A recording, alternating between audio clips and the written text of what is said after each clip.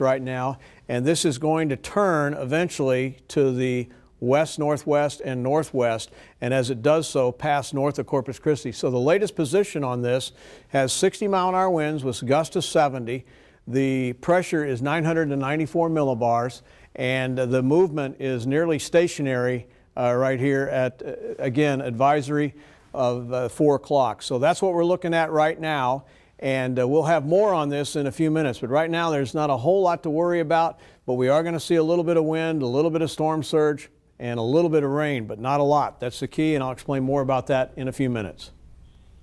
All right, Dale, thank you so much. And that seems to be just the truth right now. It seems like this is the calm before the storm. Beach cities such as Port Aransas are noticing a big change out in the water, causing many visitors to even turn around and go back home. And that is what is going on at Tony Amos City Beach in Port Aransas. And that's what we spoke to visitors. And that's right. And that's how that situation happened. Now, we do want to go ahead and check the situation out right now. We do see that those tides were very, very high. A lot of visitors saying, you know what, we're going to pack up and go back home because of this situation.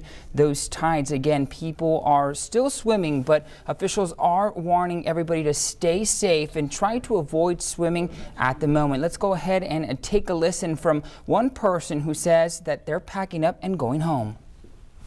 Waves are a lot of fun, but once they're up to your waist, you really have a hard time not being sucked back out or over. To me, it's safety first, especially since we have the kids with us.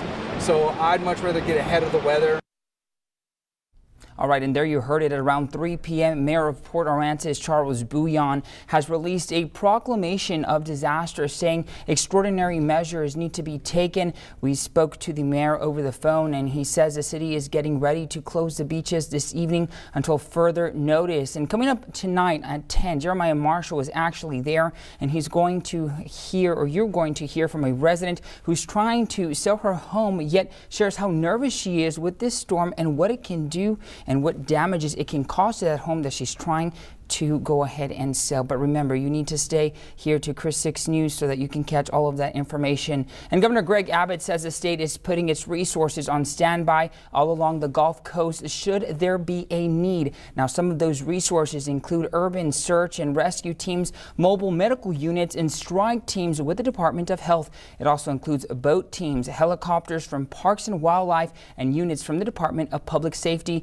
Again, Governor Greg Abbott and his team are closely monitoring this storm, as well as local leaders on the Gulf Coast to determine what needs to be the next step. From KRIS 6 News, this is your Tropical Update, brought to you by the law offices of Herman & Herman. And remember, here in KRIS 6 News, we are providing the latest information on what's going on the Gulf, especially with the tropical storm that's brewing out there now. Dale is back with a full report, a full look at the weather forecast, and a full look at the track. Dale, where is that storm heading? It's headed for the middle Texas coast, but north of Corpus Christi. I want to apologize for this being in Spanish, but we've had some problems here switching studios and so forth. So again, that's what's going on here where you see that. But it's Tropical Storm Beta. It's stationary right now. And this is a satellite depiction of it on Beta. And as I mentioned earlier, there is some convection that is fired this afternoon over the center, and that's probably why it is on the stationary side. And as you can see here, the shear is going off to the right or into the southeastern U.S., the Florida Panhandle, eastern Louisiana, Mississippi, and Alabama. That's where all the rain is. It's not here in the coastal bend. The dry air has come in on the backside of this, and we'll be able to see that in a minute. Again, this is the position of Beta, and the forecast track takes us. This is going to be, here it is, 65-mile-an-hour winds. This is tomorrow afternoon. This is tomorrow night and into Monday at 1 o'clock, still a tropical storm with 75-mile-an-hour winds. And then it goes up into the coast around Palacios. And this is going to be on Tuesday at 1 p.m. So it's going to be inland then. So the movement of this is going to push the water up along the coast. And that's where the storm surge warning comes in of 2 to 4 feet. It's going to be more to the right of the center and less down here towards Corpus Christi. So we're in a better position because unlike Hannah, where we were on the right front quadrant and it was tailing away from us to the south, This is going to be tailing away from us to the north, and we're on the better side, and it does not look like this is going to be as strong as Hannah, so that's a big difference right there. And then it's going to track off to the northeast along the coast of Texas, but weaken to 40 miles an hour by Wednesday afternoon. So here is the water vapor imagery. Again, you can see how the moisture is being sheared off to the right. Notice this dry air back here to the west. That dry air is coming into the storm, and that's what's inhibiting its development, and that's why the Hurricane Center has backed off from this morning saying 80-mile-an-hour winds on the forecast track to 70 now. 70 is still formidable, and that's what we want to watch out for in case this happens to change over time.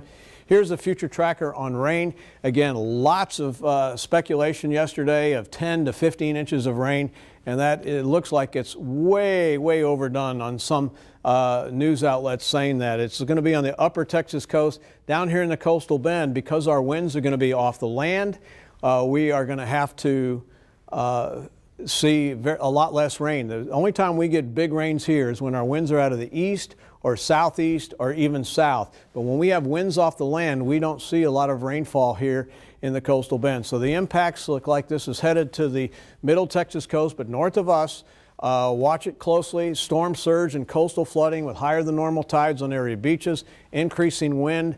That'll happen tomorrow night and into Tuesday. Doppler radar shows no activity in the area now. It's all way out to the east of us into Louisiana. And with that, that system has stalled near that frontal system right there. And with the future tracker, again, you can see we've got in the morning clear skies, and then the showers come in the afternoon.